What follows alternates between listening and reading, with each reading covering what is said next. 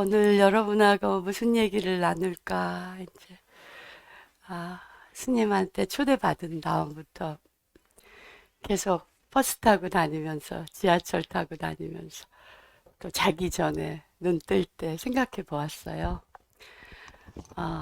근데 제가 교수를 한 40년 했는데, 또 종교에 대해서 공부했잖아요. 세계, all that religion, 모든 종교.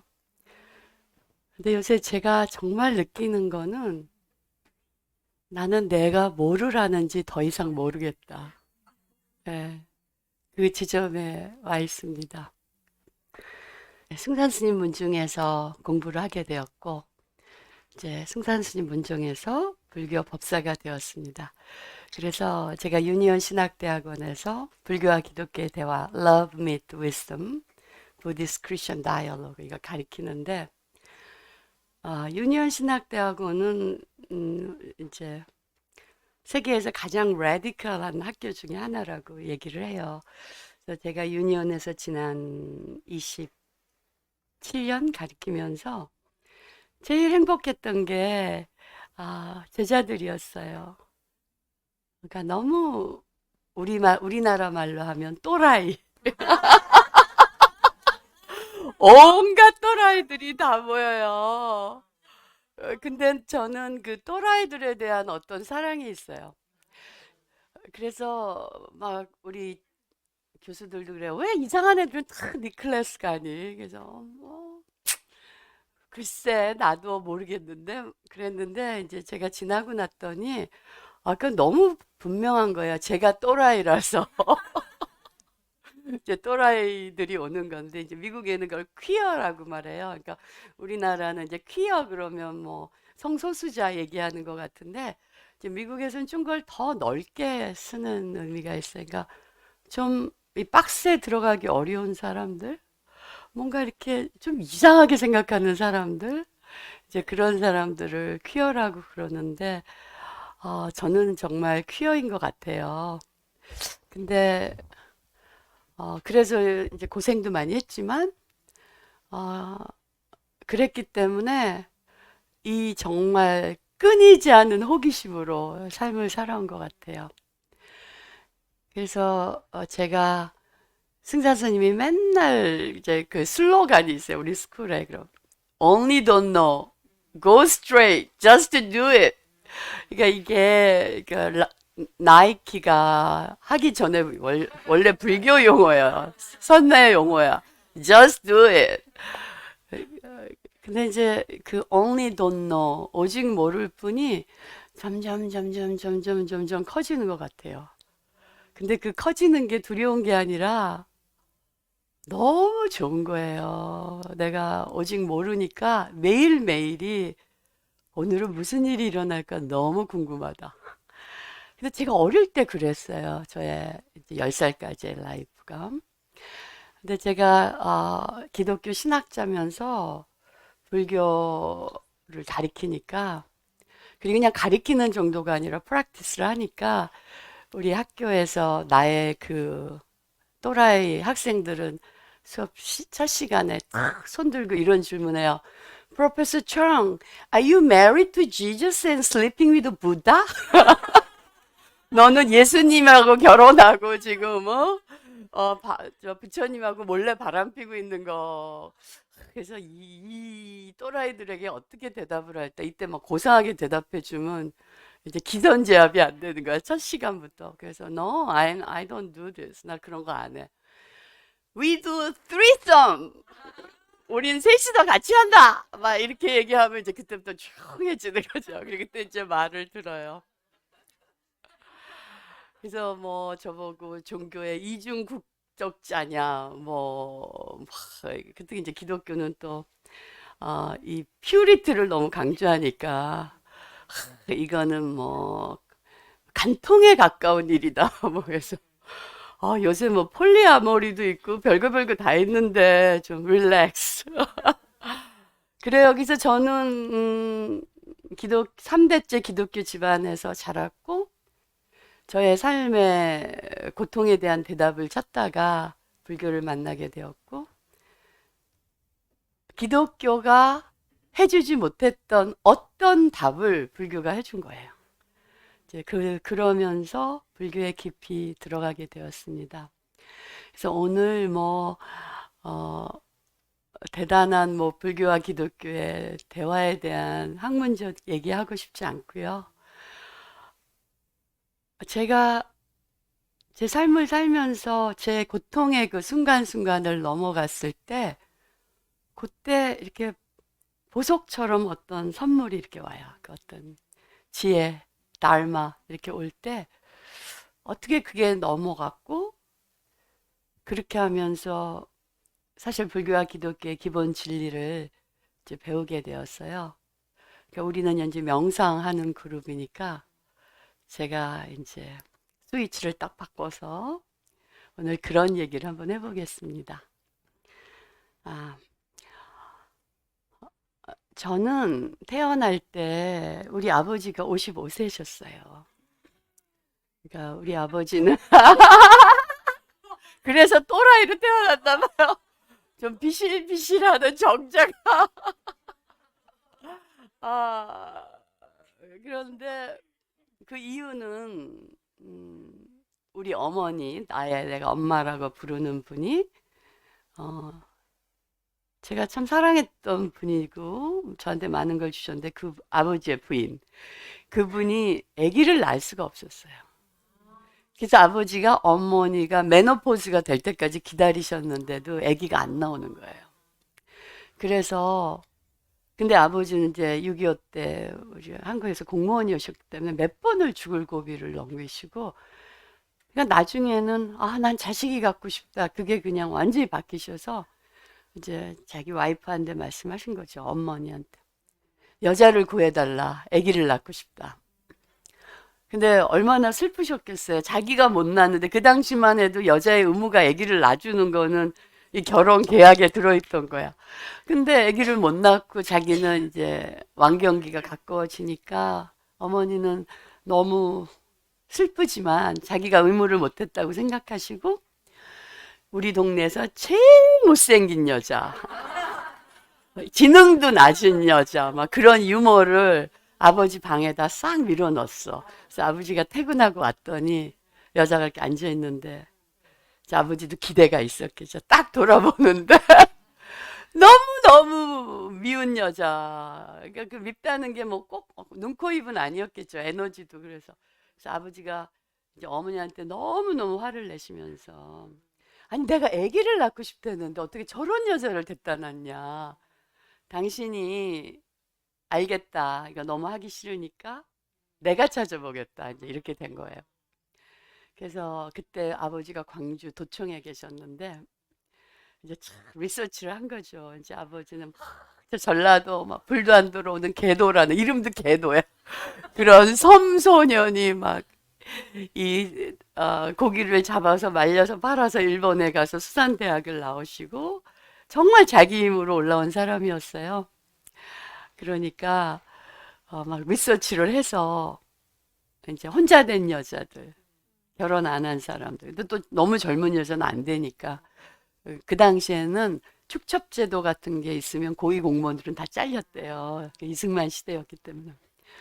그래서 아이가 에피소드가 많아요. 아버지가 이렇게 그때 이렇게 막 선물 같은 거를 여자들이 딱 좋아할 선물을 사갖고 그런 여자 집에 가서 문을 두드리는 거야. 계십니까?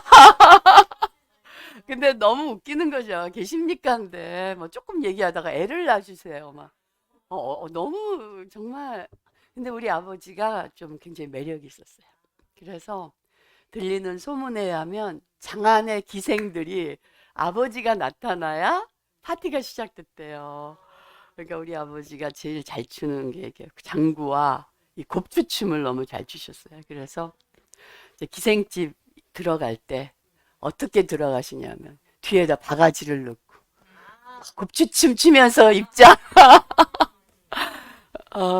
그래서 이제 결국은 이제 make long story short 해서 여자를 찾았어요. 근데 또 그 엄마는 또 전라도에 너무너무 큰 지주집의 소장농의 맏딸이었어. 그러니까 땅도 없고 그냥 소작해주는 지질이 가난한 집의 맏딸이었는데 엄마가 좀 예뻤어요. 그래갖고는 지주집 외아들하고 연애를 하기 시작한 거예요. 이 어린 여자애가. 그래서 임신을 덜컥 했어요. 그러니까 이 지주집에서는 이거 말도 안 되는, 이거 굉장한 집안에 시집을, 장가를 보내야 되는데, 그래갖고 그 아들을 와세다 대학을 보냈어. 근데 이제 그때는 젊으니까 이 아들이 막 엄마한테 약속을 했대. 내가 꼭 공부하고 돌아와서 너랑 결혼하고 이 아기를 키우겠다. 근데 이제 젊은 남자의 마음이라는 게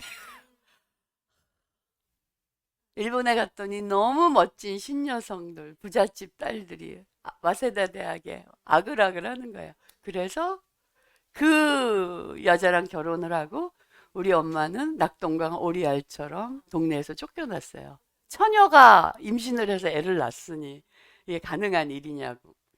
그래서 뭐 어머니는 그렇게 우리 생모가 산모예요. 세계가 없어. 한 번도 학교를 가본 적이 없어. 그리고 한 번도 정식 결혼을 해본 적이 없어. 남자는 있었으나. 그리고 세 번째, 한 번도 정규직을 가진 적이 없어요. 근데 이 어머니는 106세까지 너무 건강하고 즐겁게 살다 돌아가셨고, 저를 키워준 공부 많이 하고, 저를 키워준 엄마는 뭐 국가대표 테니스 선수고 그랬어요. 그리고 이렇게 자기 사업도 하시고, 그렇게 똑똑하고 똑바른 엄마는 60대 후반에 암에 걸려서 돌아가셨어요. 그래서 참 많은 거를 얘기해 주는 것 같아요. 그래서 이 엄마, 그러니까 공부를 많이 한 우리 아버지, 그리고 정말 소위 말하면 무식하고 아무것도 없고 시골에서 쫓겨난 이 아기 하나 갖고 있는 우리 엄마가 만나서 이제 아기를 낳아주는 이 트랜스액션으로 만났는데 이게 막 세기의 스캔들을 일으킨 거야. 그랬을 수밖에 없어요. 우리 아버지는 막 목표지향적으로 나갔던 인간이고, 그리고 나를 키워준 엄마는 참 이성적인 사람이에요. 근데 우리 엄마를 만나서 제가 31살 때 이 어머니를 처음 만났거든요. 계신지도 몰랐어요, 제 인생에. 예, 우리 어머니가 돌아가신 다음에, 어머니 아버지가 돌아가신 다음에, 이 무의식의 세계는 너무 무서워요. 꿈에 계속 아기가 우는 거야. 그리고 뭐 영화 장면처럼 벽 속에 어떤 중년 여자가 살고 있어요. 이제 뭐 무서운 그런 꿈을 꾸다가 제가 그때 미국에서 유학하고 있었는데 그래서 이제 융이안 사이콜로지를 찾아갔죠. 그랬더니 그분이 저보고 너는 좀 출생에 비밀이 있는 것 같아. 한번 찾아봐. 그래서 한국에 와서 막 찾기 시작하면서 저 어린 시절에 우리 집에서 일하던 언니를 찾고 그렇게 해서 이제 엄마를 찾았는데 제가 우리 엄마를 딱 처음 본 순간 웃음이 팍 터져 나왔어요. 왜냐하면 그 생모를 보면서 제가 이렇게 느낀 게, all my vanity comes from her. 나의 이 모든 허영은 그녀로부터 왔다. 할머니가 분홍 치마에 막 노란 색깔을 입고, 귀걸이, 목걸이, 뭐 화장을 예쁘게 하고, 머리는 막 물을 들이고 이렇게 앉아 있는 거예요. 그래서, 오 마이 갓. 정말. 내가 맨날 비판받았거든요. 페미니스트. 아니, 신학자가 왜 이렇게 패셔너블하냐. 아니, 법륜 스님이, 제가 이제 법륜 스님 우리 학교에 모셔서 이제 큰 불교 기독교 컨퍼런스를 하는데, 이제 한 일주일쯤 계셨는데, 제가 호스트니까, 미국은 옷을 맨날 갈아입잖아요. 근데 또 제가 예쁜 옷을 좋아해요. 그래서 막 이게 예쁜 옷을 입고 맨날 사회를 보고 있는데, 보면, 봐라. 옷이 몇 벌이냐, 막 그래. 그러면서 아니 뭐 수행자가 왜 그렇게 이쁜 옷 좋아? 그래서 내가 스님한테 그랬죠. 스님, 그래서 내가 스님 안 하잖아요. 나는 여신 할 거라고요. 아니 미운 여신 보셨나요? 여신은 되게 이쁘게 입는 게 여신이에요. 그리고 이제 그 다음에 스님, 요 다음부터는 그냥 좋으면 좋다고 그냥 말씀하세요.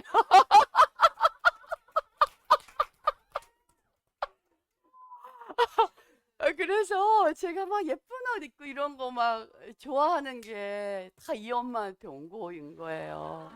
그래서 이제 저의 그걸 알게 되었죠. 그러면서 제가 이제 인생을 바라보는 눈이, 정말, 이제 승단 스님 항상 그랬어요. 잘 되는 것이 못 되는 것이고, 못 되는 것이 잘 되는 것이다. 근데 저는 이렇게 야성적인 막 삶을 뚫고 나온, 그러니까 학교 다니지도 않고, 한 번도 남편 있어 본 적도 없고, 한 번도 정규직 안 가셨는데 어떻게 이렇게 즐겁고 건강하고 106세까지. 이런 엄마를 봤다는 게 너무 삶에 힘을 주는 거 있죠. 아니, 이 엄마가 이렇게 살아냈다면 나처럼 박사에다가 정규직에다가 결혼도 해본 여자, 물론 이혼했지만, 내가 못할 게 뭘까? 막 이제 이런 생각이 드는 거예요. 그 어머니를 보면서. 근데 저는 제 인생에서 가장 감사하는 게 이렇게 나이 많은 부모한테 태어났다는 거예요. 그러니까 아버지가 55세에 저를 가지셨으니까 나한테 바라는 게 없어요. 그게 인생을 다 겪은 분이니까 그냥 죽지만 말고 잘 살아다오. 그거면 다 돼. 그러니까 저는 10살 때까지 한 번도 공부한 적 없고요. 학교에선 꼴찌였고요. 그리고 눈만 뜨면 오늘은 뭐 하고 놀까? 그러니까 막 뛰어나가서 이제 놀다가 이제 밤에 엄마가 영경아 밥 먹어라 소리 지르시면서 막 뛰어가서 밥 먹고. 그게 어린 시절이었어요.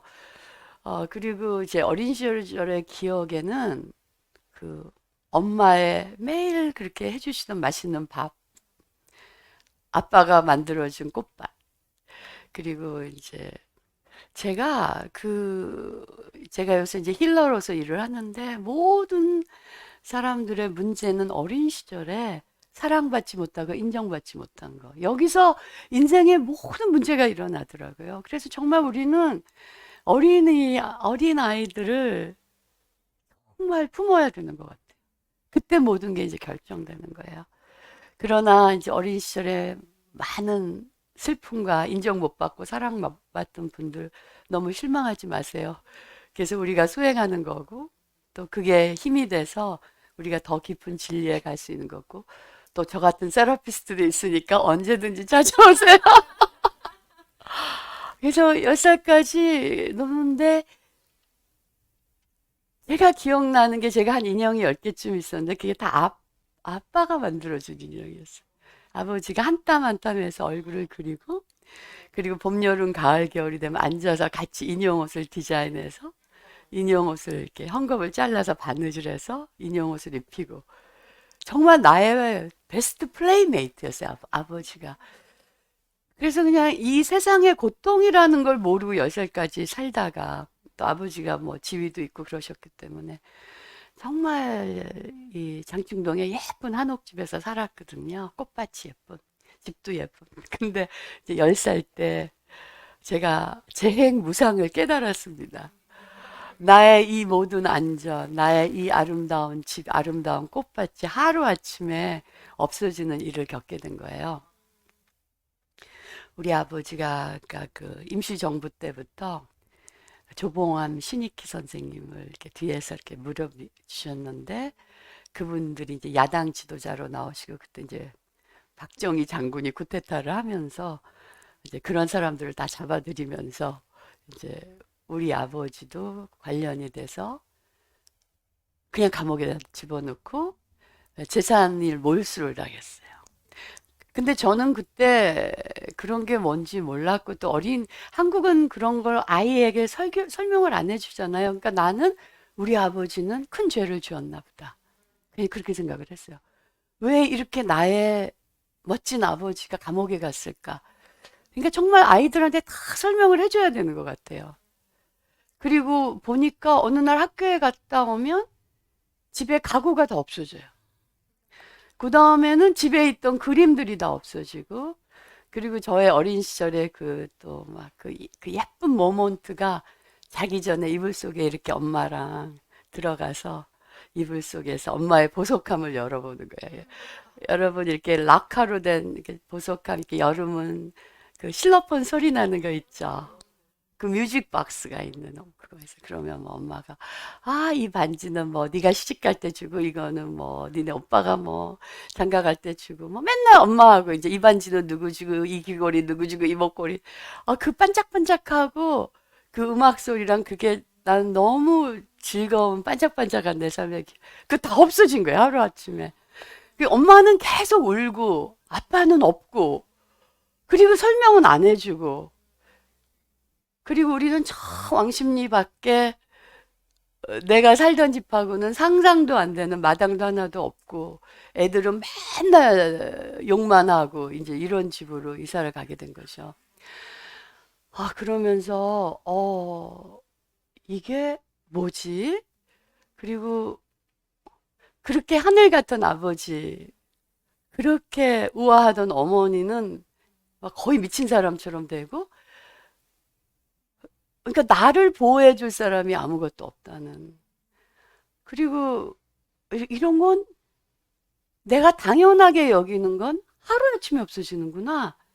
이제 이걸 깨달은 거예요. 정말 재행무상 모든 거. 그러니까 10살짜리가 재행무상을 깨닫는 거 좀 가혹한데 그냥 삶이 나한테 이제 그걸 가르쳐 준 거죠. 아무리 많아도 하루아침에 없어질 수 있다. 그게 어떤 이유든지. 그리고 이제 아버지가 돌아오시던 날이 기억이 나요. 그때 내가 어렸으니까 이제 티베트 우리 불교에서는 그렇게 얘기하잖아요.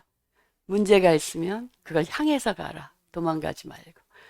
근데 제가 기억나요. 아버지가 감옥에서 나온다는 날 제가 우리 집하고 반대 방향으로 무조건 걸었어요.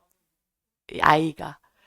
그래갖고 막 자정이 됐는데 저 12시에 무슨 미아리 고개 이런 새가 발견된 거야. 그래서 경찰서에 데려다 줬고 경찰이 어떻게 수소문해서 절 집에다 데려다 줬는데 제가 그게 기억이 나요. 이제 아버지가 감옥에서 나오셔서 막 정말 맨발로 뛰어나와서 막 나를 껴안고 어디 갔었냐 막 아버지 우시고 엄마 우시고 막 그러는데 내가 그 어린 게 탁 차갑게 외면했던 그 기억이 있어요. 제가 그게 아직도 제 아버지 생각하면 막 너무너무 아픈 기억이에요. 제 아버지는 감옥에서 무슨 일을 당하셨는지 어, 피아노 영화에서 말을 안 하는 캐릭터가 나오잖아요. 근데 그 다정하던 아버지는 말을 안 하시고 혼자 방에 앉아서 혼자 바둑을 떼요. 혼자 검은 돌. 그러니까 아버지의 모습은 말을 안 하는 남자가 방 안에 앉아서 바둑을 혼자 두는 그게 아버지의 모습이었고 저는 아버지하고 정말 깊은 얘기를 할 기회를 다 놓치고 제가 유학가 있는 동안 아버지가 돌아가셔서 그러니까 항상 이제 제가 그 기도하거나 그럴 때 아버지를 불러서 아버지하고 대화를 하죠. 그때 너무너무 미안했어요, 아버지. 그때 내가 아버지를 꼭 껴안아 줬어야 되는데 나는 외면했어요. 내가 왜 이렇게 그러니까 그때 생각하니까 내가 너무너무 사랑하는 이 아버지가 범죄자라는 게 내가 너무 싫었던 것 같아요. 근데 지금은 제가 이 아버지가 신익희 조봉암 선생님 서포트 하다가 이렇게 됐다는 걸 제가 6년 전에 알았어요. 네, 그러니까 일생을 모르고 있었던 거죠. 근데 그 아버지는 항상 저보고 우리 딸은 세상에서 제일 예쁜 사람이야 이렇게 말했어요. 그래서 내가 진짜 예쁜 줄 알았어요. 저는 어렸을 때 매일매일 예쁘다 그러시니까 그래서 나 진짜 예쁜 사람이야. 그래서 제가 그때 이제 어렸을 때 장충동에 근하유치원을 다녔는데 제가 그때 너무 잘생긴 남자애가 있어요. 장민수라고 저의 첫사랑. 걔는 막 맨날 하이 칼라 머리를 착 하고 넥타이를 매고 막 이게 소공자처럼 오던 애가 있었어요. 그래서 나는 막 장민수가 너무너무 좋은 거야. 우리가 백설공주 연극을 했거든요. 당연히 내가 백설공주여야지. 우리 아버지가 내가 제일 예쁜 사람이라 그랬잖아요. 그래서 나는 나 백설공주야 막 그런데 나를 안 시키고 그때 엄혜서라는 애가 있었어요. 진짜 예쁜 막 머리에 이렇게 삐삐처럼 막 리봉하고 막 이렇게 소공녀처럼 옛날에 막 레이스 양말에다 이렇게 막 반짝반짝한 에나멜 구두 끈이 그렇게 맨날 하고 노는 애였는데 걔를 백설공주를 시키는 거예요. 그러니까 제가 얼마나 그때 이제 처음으로 이 에고데스. 내가 제일 예쁘다는 건 사실이 아니구나.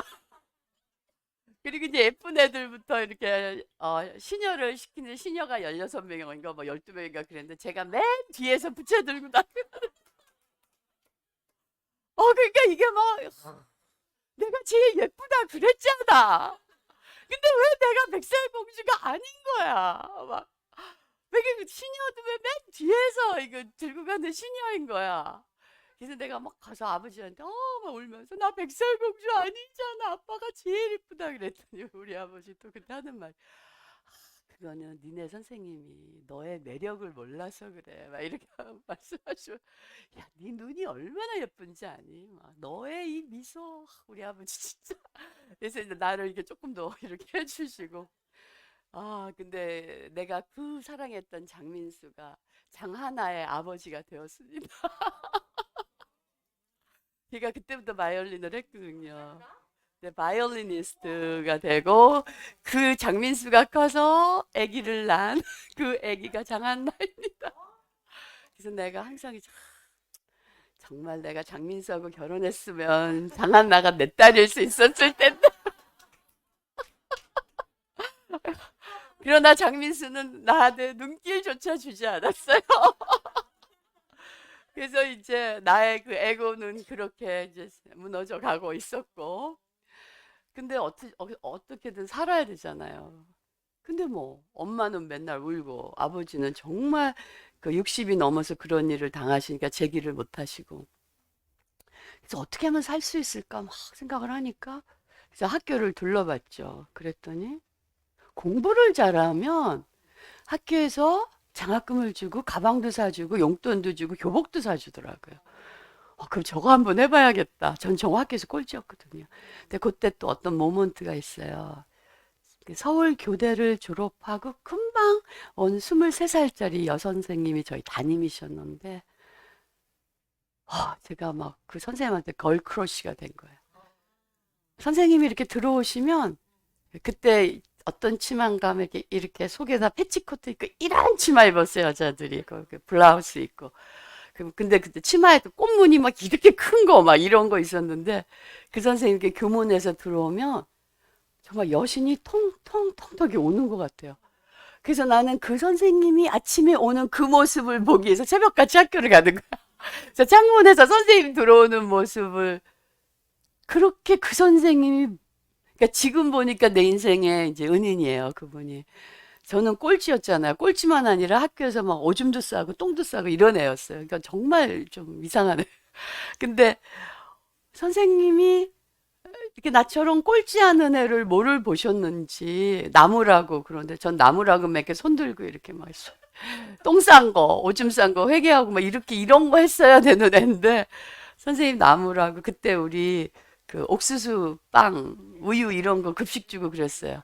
그걸 숨겨놨다가 주면서 양양아 너 어떻게 귀엽니? 막 이러는 거야. 그러니까 막 가슴이 막 터질 것 같은데 선생님이 그리고 내가 한번 업어줄까? 그러시는 거예요. 그리고 이제 선생님 업어주고 그때 생각나세요? 제너레이션이 틀려서 모르시겠는데 여기 막 구구단 붙여놓고 뭐 이렇게 무슨 사회에 다 교실에다 붙여놓잖아요. 그럼 선생님이 반가워야 나를 업고 그걸 이렇게 읽어줘요.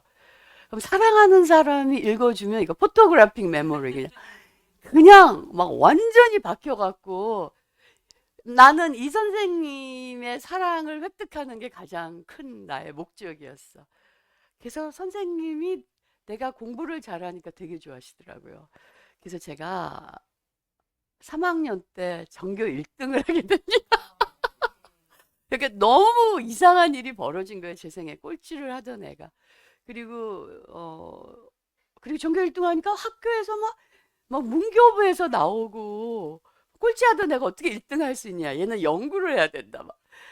그리고 막 대우가 달라지는데 이제 그때 이제 제가 또 막 이거를 이제 막 만들어가고 이제 있는 거예요.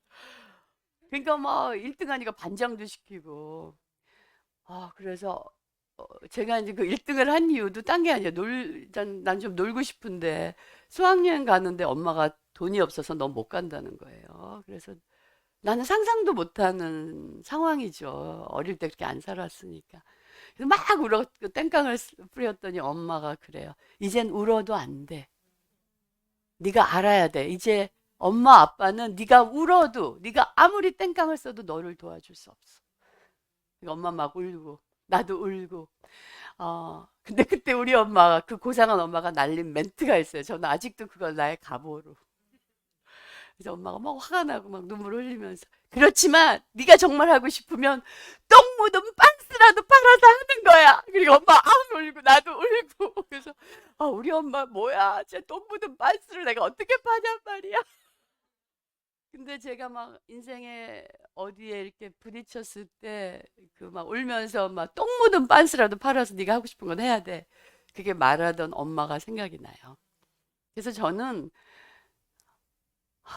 대학 그러니까 박사학위 끝날 때까지 학비를 안 내고 했는데 제가 공부를 좋아해서가 아니고 저는 정말 노는 걸 좋아하는 사람인데 저는 생존형 공부를 했어요. 그냥 미국에서도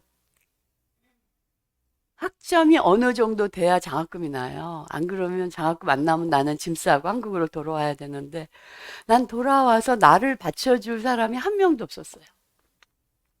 그러니까 생존형으로 A를 받아들여요. 그러니까 생존형 A예요. 생존형 A. 그리고 그러면서 그러니까 아이가 이렇게 놀기 좋아하는 아이가 항상 1등을 했어야 됐으니 얼마나 많은 것이 결핍되어 있겠어요. 이제 그 모든 것이 이제 막 튀어나오기 시작하는 거죠, 인생에서. 그리고 이제 그런 과정에서 이제 삶을 정말 많이 배우게 되는 거예요. 근데 저한테 삶의 파운데이션이 됐던 거는 제가 경동교회를 다녔는데 저희 집이 계속 경동교회를 다녔는데 강원영 목사님이 굉장히 정말 멋진 목사님이었어요. 저는 우리 그 뭐 추수감사절이나 크리스마스 때 항상 법정 스님이 오셨어요. 그리고 김수환 추기경님도 오시고 그래서 그 어릴 때부터 다른 종교에도 구원이 있다는 걸 그냥 알았어요. 우리 목사님이 그렇게 행동하시니까. 그래서 그 교회가 나에게는 그 모든 걸 잃은 그 집안의 아이에게 어떤 영적인 홈이 되어 주었어요. 어, 목사님 어린 나를 앉혀놓고 막 미래학을 막 얘기하면서 와보라고 제가 경기고가 딱 들어가니까 데리고 와서 너 세 가지 잘 기억해라. 첫째, 결혼은 하지 말 것. 결혼은 이건 구시대 산물이다. 네 시대는 결혼하는 거 그거 좋지 않다. 그리고 두 번째, 한국에서 일할 생각하지 말고 전 세계를 무대로 일해볼 것.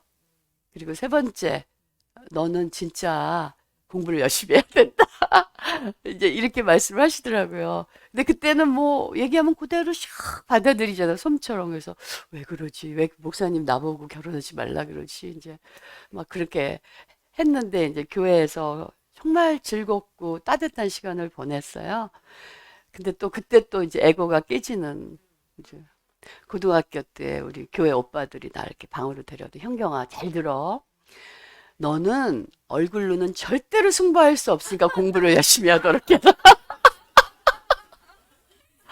그러니까 지금 생각하면 뭐 이딴 오빠들이 있어 막 그렇게 생각했는데 지금 생각하니까 내가 그냥 이쁜 짓 해갖고 뭐 좋은 남자 만나서 잘 살 상상을 했다면 내 인생이 지금 어떻게 되어 있겠어요? 근데 오빠들이 막 너는 얼굴은 절대로 승부 못하니까 공부 열심히 해라. 그래서 또 그 말 다 믿고 난 얼굴로 안 되는 거.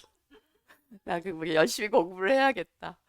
그러면서 이제 점점 그 이고가 막 익스팬드 됐다가 막 이고가 깨지고 막 난리법석을 치면서 이제 정말 질풍노도의 젊음을 보내는데 이게 다 이제 또 지금 돌이켜 보면 다 제 까르마일 거예요.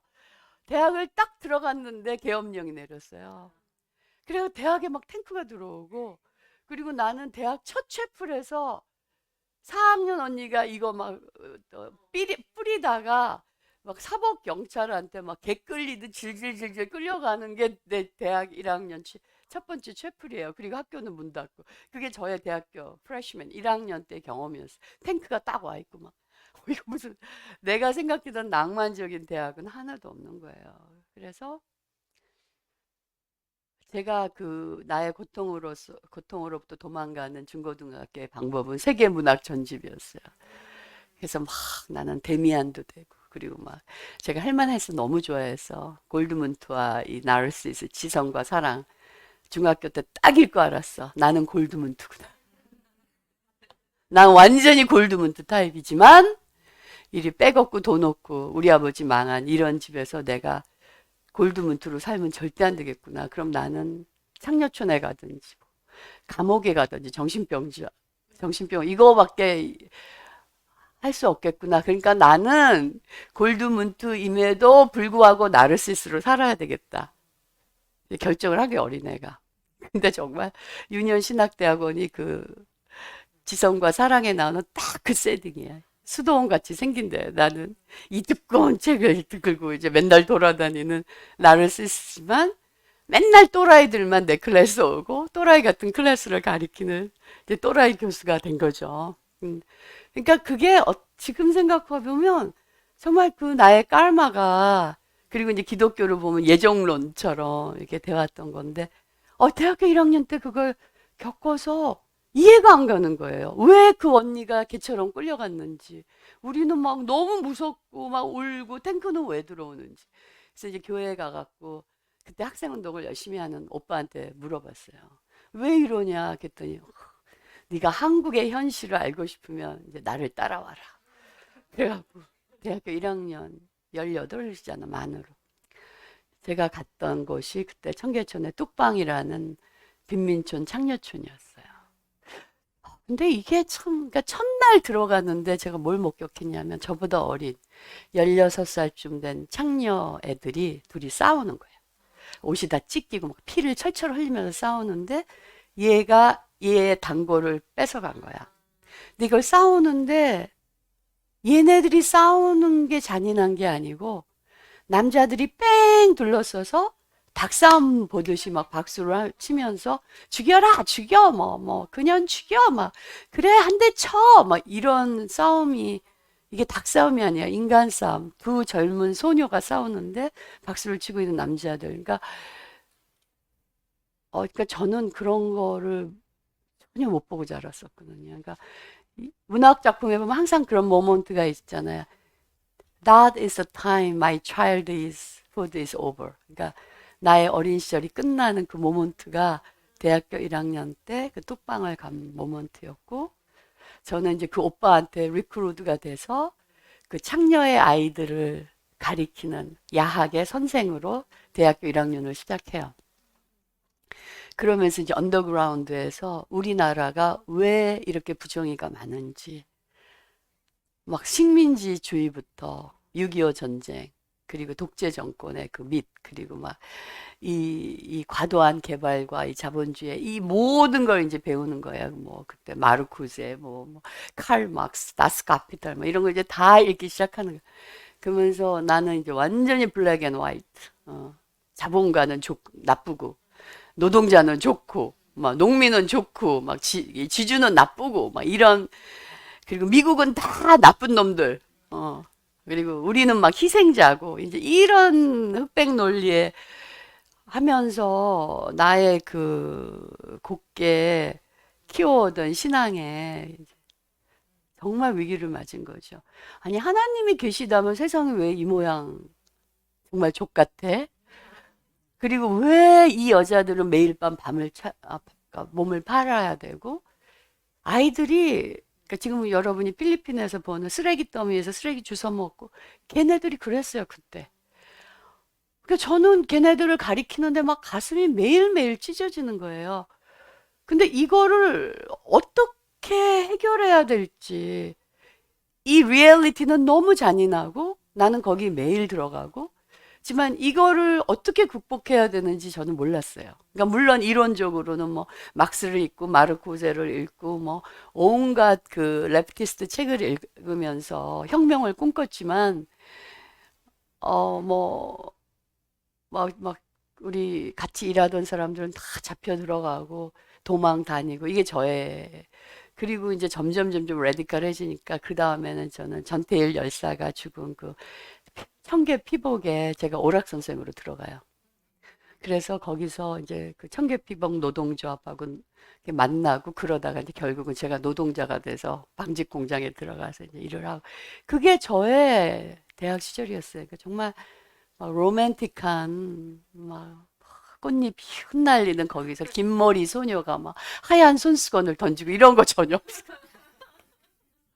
상류층과 이 뚝방과 이 전태일 그 노동조합과 공장과 이런 거를 다니면서 정말 what is this? 왜 이러한 부정의가 일어나는 게 뭘까? 그리고 제가 이제 하나님에 대해서 이렇게 말해서 God, you are not doing your work. 정말 하나님은 일을 안 하는 것 같다. 파면이다. You are fired. 그러니까 하나님을 딱 파면시키고 그리고는 이제 내가 이 세상을 바꿔보기 위해서 이제 막 노력을 하고 그랬죠. 이제 그때 친구들이 예를 들면 박노해라든가 이제 그런 사람들이 친구였어요.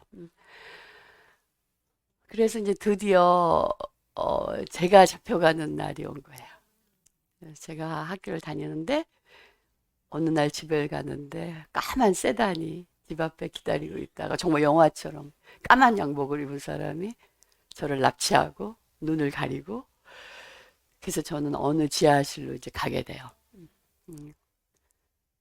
그때 저는 처음으로 이제 죽음이 바로 앞에 왔구나. 근데 그때 우리 동료 중에 하나가 도망을 하고 이제 그 사람이 어디 있는지 네가 불어라. 근데 다행히 내가 그걸 모르지만 내가 어떤 사람 한 사람의 말을 하면 그 사람을 통해서 이 사람이 잡혀올 수 있는 거예요. 근데 뭐 그때 그 뭐 심리전이란 건 말할 수 없는데 그때 굉장히 사람이 이렇게 삶과 죽음에 딱 맞닥뜨려지면 나이에 상관없이 굉장히 와이즈해지는 것 같아요. 그래서 이제 고문관이 들어올 때마다 말을 붙였어요. 아저씨. 아저씨는 커서 뭐가 되고 싶었어요, 어렸을 때. 그리고 이제 말을 하기 시작한 거예요. 근데 이렇게 뭔가 이렇게 만나서 말을 하게 되면 이 사람 나를 고문을 못해요. 그래서 내가 세 사람을 물리쳤어. 아저씨 그럼 시인이 되시지 왜 이딴 거 하세요? 막 시인이 훨씬 낫잖아. 막 이런 얘기 하면서 아저씨 애들은 몇 살이에요? 애들 이름은 뭐예요?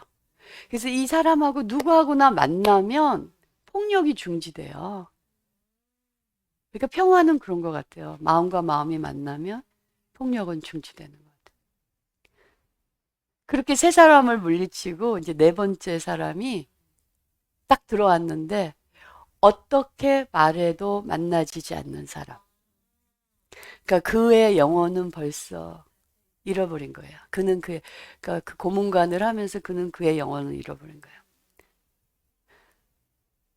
그래서 하여간 정말 이제 고문을 받게 됐고, 근데 그때 참 그래서 이제 제가 말하려고 하는 거는 어, 삶의 이 양극성이에요.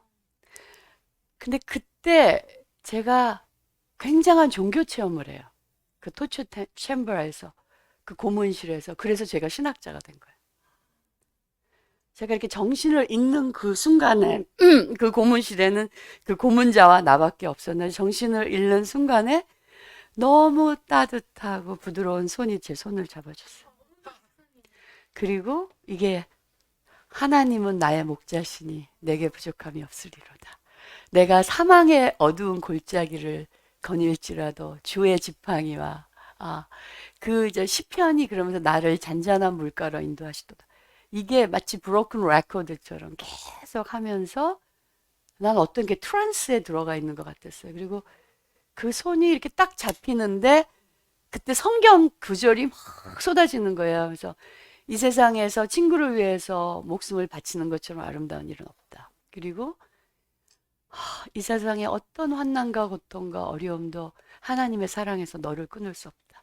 이 성경 구절이 마치 살아서 막 하나님이 내 귀에다 대고 이렇게 속삭여 주듯이 들어오면서 그때 저는 그때 정말 스물 몇 살짜리 젊은 여성이었는데 이제 죽어도 나는 이 하나님의 이 사랑 안에 사랑으로 돌아가는 거구나. 그러니까 그 무엇도 이 하나님의 사랑에서 나를 끊을 수가 없구나. 그 경험을 한 거예요. 우주의 근원이 사랑이라는 거. 근데 이건 정말 말로 설명할 수 없는 경험이었어요. 그래서 저는 어떻게 해서 살아서 나왔고, 그리고 신학자가 되었지. 내가 파이어 했던 것이 나타난 거예요. 그러니까 God did his whole job. 하나님이 이제 자기의 일을 하기 시작한 거야. 일하시네, 가끔씩. 진짜 하나님 있나 봐. 어떻게 그 순간에 그 남자가 그 고문관이 내 손을 잡아주진 않았을 거예요. 그 따뜻하고 그 부드러운 나 존재를 다 맡길 수 있는 그 손은 무엇이었을까? 그리고 하나님의 사랑에서 무엇도 우리를 끊을 수 없다는 그걸 그냥 설명하기 전에 경험을 한 거예요. 그래서 이제 제가 신학자가 되었죠. 그러니까 이게 다 뭐가 있었던 거예요. 안 그랬으면 제가 신학자 했겠습니까? 나 신학자, 목사님, 전도사님 너무 싫었어요. 왜냐하면 패션이 안 되잖아. 맨날 막 까만 치마에 하얀 저고리 막 쪽 찍고 막 목사님도 맨날 까만 넥타이. 아우 너무 지루해. 너무 지루해서 난 불문과 영문과 뭐 이런 거 생각했지. 뭐 역사학과 이런 거 절대 신학을 안 한다. 근데 제가 이제 막 그때부터 철학과 신학을 막 공부해서 그쪽으로 이제 가게 되었고, 그리고 이제 그때 동지였던 남자하고 결혼을 하게 돼요. 근데 물론 우리는 막 꽃잎이 탁 떨어지는 그때 막 화양연화 이런 건 아니었지만 우리 나름대로의 화양연화가 있었어요. 야학에서 끝날 때 집까지 바래다 주는 거 기다렸다가 뭐 공장 앞에서 서 있던 남자 그리고 나는 그 남자가 예수인 줄 알았어. 그 막 환상 남자에 대한 이 환상 그러니까 우리 내가 너무 좋은 말을 했어. 남자에 대한 모든 환상이 깨어지는 그 순간 아줌마가 탄생한다.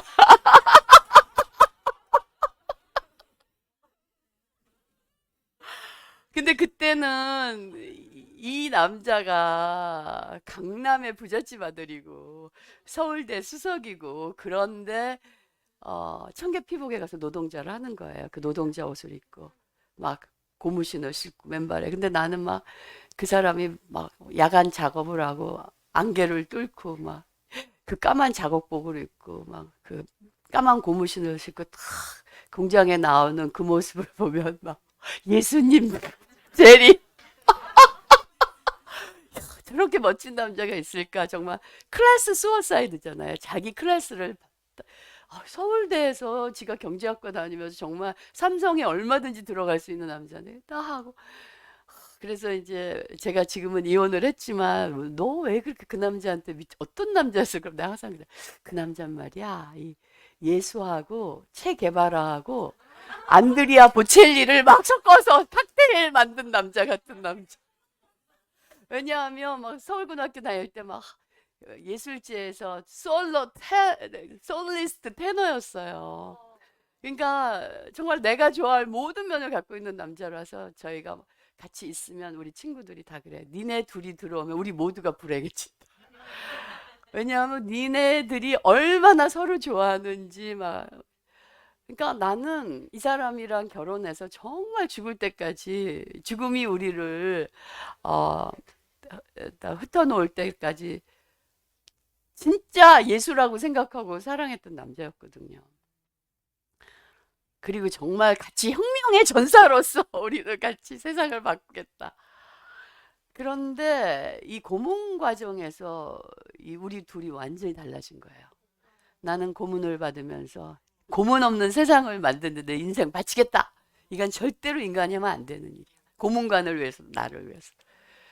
근데 이 사람은 그때 물론 남자니까 나보다 훨씬 더 많이 당했겠죠. 근데 인간에 대한 신뢰가 깨진 것 같아요. 그래서 로마서만 읽어. 인간의 힘으로 인간은 자신을 구원할 수 없으니 너의 공덕과 너의 노력으로 인간을 구원. 그리고 자기는 그리고 이제 그 사람은 훨씬 깊이 청계피복 노동조합에 들어가 있는데 못 볼 걸 본 거예요. 청계피복 노동조합이 제일 레디컬했거든요. 그때 막 그 독재 정권에 싸우고 근데 지부장을 뽑는데 자기 반대표를 깡패를 사서 다 몰아놓고 문을 잠그고 땅땅땅 해서 똑같이 비민주적인 방법으로 지부장을 뽑은 거예요. 그 사람 이걸 보면서 이 사람은 아이디얼리스트니까 자기 운동에 대한 어떤 절망 그리고 인간성에 대한 절망 그래갖고 우리 남편이 결혼한 후에 릴리지어스 펀더멘털리스트가 됐어요. 종교 근본주의자. 여러분 옛날에 다미선교회라고 기억나세요? 예수가 몇 월 며칠 날 재림한다 그래서 막 집 다 팔고 사람들이 모여서 막 휴거 기다리고 그런 거 하얀 옷 입고 휴거 기다리고 아세요? 서울대 수석인 우리 남편이 거길 들어갔어요. 그래서 제가 구하려고 이제 또 막 갔죠. 그래가지고 막 난 가서 뒤에서 보니까 맨 앞에서 펄쩍펄쩍 뛰면서 노래하고 있는 게 우리 남편이야. 아, 그러니까 내가 이게 저 사람이 저 브릴리언트한 머리로 왜 저기 빠져들지?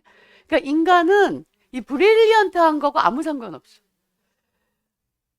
이 사람의 영혼의 어디가 망가져서 저 사람이 그래서 제가 이제 그날 알았어요. 이거 내가 말한다고 이 사람이 바뀔 수 없다. 그래서 그날 앉아서 그래 예수님이 그날 오시면 둘이 같이 휴거되고 예수님 그날 안 하시면 이혼해줘. 그래서 제가 예수님 재림 안 하셔서 이혼한 사람이잖아. 나 예수님 책임이야. 그때 재림했으면 나 이혼 안 했어.